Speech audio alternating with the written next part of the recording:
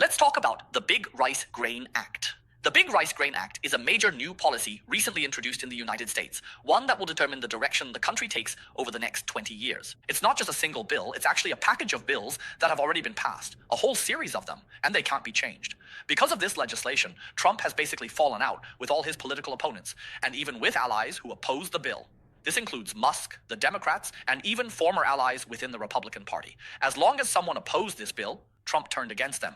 For example, the period when he clashed most fiercely with Musk was precisely because of the Big Rice Grain Act. So, within the Republican Party itself, Democrats were unanimously opposed.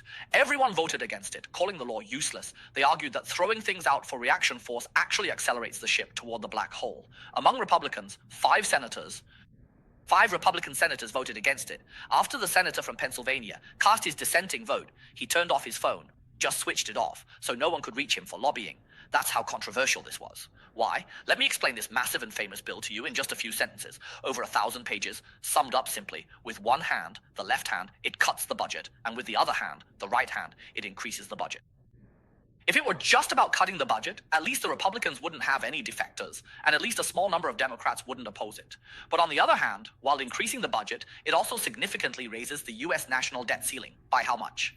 To use Premier Wen's words, 4 trillion US dollars. So the passage of this bill means that the US economy, its economic policy, can no longer change. No future president will be able to overturn this. It's just too difficult because Trump is now in an unprecedentedly strong and powerful government position. Let's first talk about how he's cutting the budget with his left hand.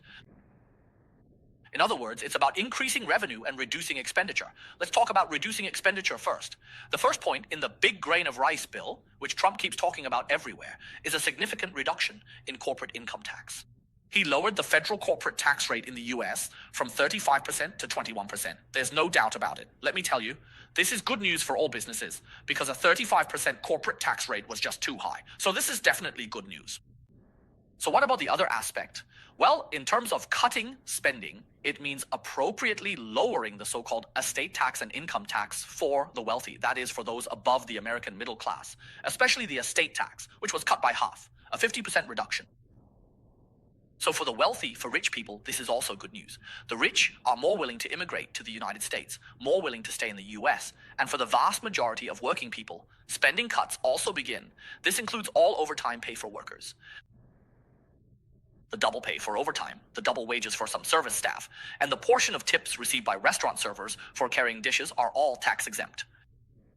Trump created a website where every American worker can enter their information and income to directly calculate how much less tax they will pay this year. This is one aspect of his cost cutting. Now, in terms of increasing revenue, this is his way of saving money. But what about spending? On the spending side, with his right hand, he focuses on two areas.